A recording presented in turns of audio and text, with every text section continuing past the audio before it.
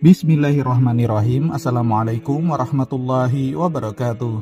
Roky Gerung, seorang filsuf dan aktivis politik yang dikenal dengan kritik-kritiknya yang tajam terhadap pemerintah, baru-baru ini mengejutkan publik dengan kabar bahwa ia telah mempelajari Al-Quran. Kabar ini terungkap ketika salah seorang reporter melihat Al-Quran tergeletak di meja rumah Roky Gerung. Roky Gerung sendiri memang tidak pernah mengumbar soal agamanya, tapi yang jelas dia adalah seorang non-muslim. Namun tampaknya Roky Gerung kini mulai tertarik untuk mempelajari Al-Quran.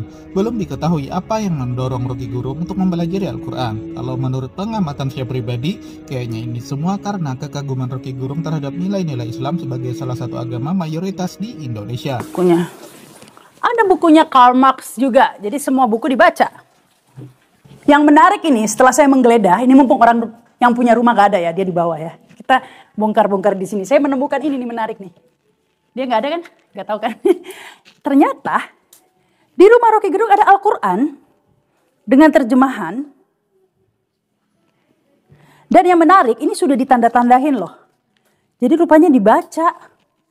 Lihat nih, udah ditanda-tandain semua di stabilo.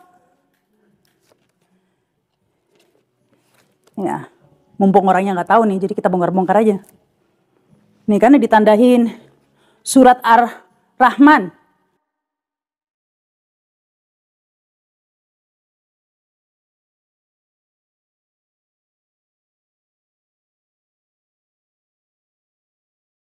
Ini surat.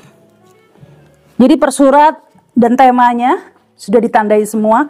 Yang penting-penting sudah distabilo. Dan ternyata saya tidak tahu ternyata Roky Gerung ngaji sih ya.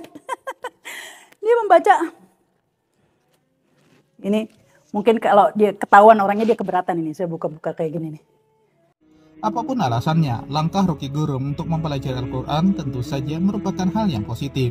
Hal ini menunjukkan bahwa Roky Gerung adalah seorang yang terbuka dan tidak takut untuk belajar hal-hal baru, termasuk tentang agama yang berbeda dari agamanya sendiri. Jauh sebelum Roky Gerung diketahui mempelajari Al-Quran, padahal dia non-muslim, jauh-jauh hari sebelumnya juga banyak ilmuwan barat yang diam-diam juga mempelajari Al-Quran. Dan alhamdulillahnya kebanyakannya itu berujung menjadi mu'alaf. Di antaranya adalah yang pertama Maurice Bucaille. Dia adalah seorang dokter bedah asal Perancis yang meneliti Al-Quran dan kemudian memeluk Islam setelah menemukan kesesuaian antara pengetahuan ilmiah modern dan ayat-ayat Al-Quran. Kemudian yang kedua ialah Dmitry Bolikov, seorang ahli fisika asal Ukraina yang mempelajari Al-Quran dan kemudian memeluk Islam setelah menemukan kesesuaian antara teori fisika modern dan ayat-ayat di Al-Quran.